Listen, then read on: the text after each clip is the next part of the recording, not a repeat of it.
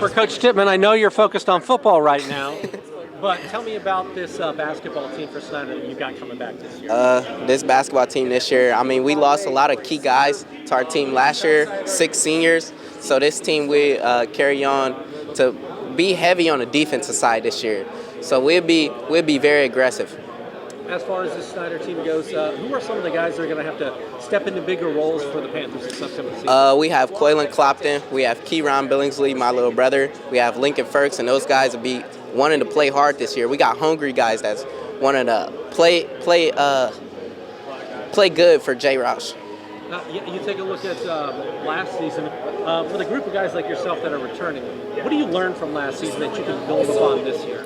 Last year, I didn't really get to play because of an injury, but I learned a lot from those guys. We shoot them texts today to just get information off those guys, to learn from them. It's a big key.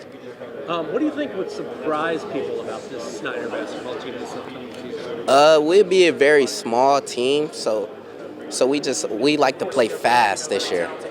And for you guys, if there's a key or an X factor for your success, what do you think it is for Snider?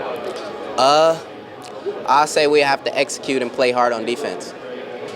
That's it? Anything else you'd like to add? Nope. Thank you. This group, I really like this group. I think we got a group of guys that's really going to buy in, especially on the defensive side of the ball, and just be tough guys. You know, we're going to make everybody work that we play. Give me some names of guys that you know that are going to be stepping into bigger roles for the Snider team this upcoming season. We got both Billingsleys, they've been here. But in terms of newer guys, Quaylen Clopton, Boston Conley are guys that come to mind. Both good players, and they're going to have to step up. We lost a lot of experience, so these younger guys have to step up. It might be a little uncomfortable at first, but we're going to work through that. Yeah, when you take a look at the offensive component last year, obviously you had 2 dynamic scorers, in Lambert and in Carson. So how do you go about filling that role, knowing that that's about 50 points a game that you got to fill? We're feeling that it's really just about having guys step up. Guys step up and buying into our offensive system, and we all contribute. We're going to have to all make up for that. 50 points per game. Yeah. Final question for me: when you roll out the balls in practice in a couple of weeks, hopefully you guys are still playing football, so maybe you won't be there for that. But what is priority number 1 for this team on day 1? Priority number 1 is really just every day, just buying in completely as a team to our coaching staff, just being all in as a team and working hard every single day, because that's what it's going to take. Perfect, man. Basketball team, what do you guys have coming back in this season where I know, obviously, you guys graduated a lot of talent last year? Well, we're looking forward to playing defense and playing very fast and running since we graduated those good guys, but we used to guard them in practice, so we got good at defense. So that's our main goal this year, play deep. Tell me some of the guys who are going to be stepping into bigger roles this year for you. My brother, Lincoln, Jordan Lee, Quaylen Cotton, Nate Griffin, Boston Conley. What's the mentality and attitude of this team coming into the season? Because obviously, people look at it and you say, well, you lost Aiden, well, you lost Carson.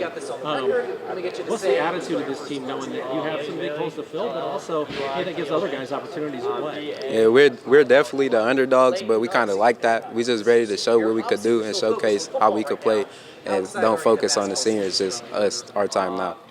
For you guys, what do you think is going to be the biggest key to you having the success that you want to have at the end of the year? Playing defense, hustling, sprinting up and down the floor, and sharing the basketball. Between you and your brother, who is the best basketball player? Me. Who's the better football player? Him. Okay, that's fair. That's honest. That's honest. I appreciate that.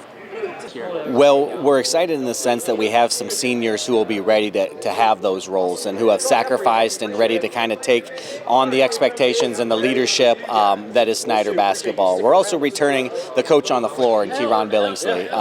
He's the only returning starter, and Kidro, it would have been right there had it not been for an injury as well. So for him to understand what we want and for him to be able to kind of direct guys at that level, at that speed, we feel like we're in a good place there.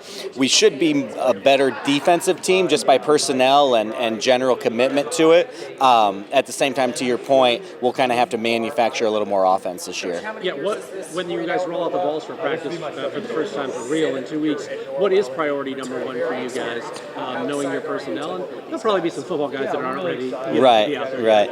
Well, and hopefully we don't have our football guys still, right? So, that they go a few weeks longer. And so once we do get all our guys, I think establishing our offensive system, we always place a huge premium on skill development. So we want the best way to make your teams better is to make your players better. And so that's a huge component of all of our practices. And then our conditioning, whether it's football guys or just general guys who have been with us need to ramp up their conditioning. We want to play at a fast pace on both ends of the floor. And so we want to be able to make sure that we're the most conditioned team on our schedule.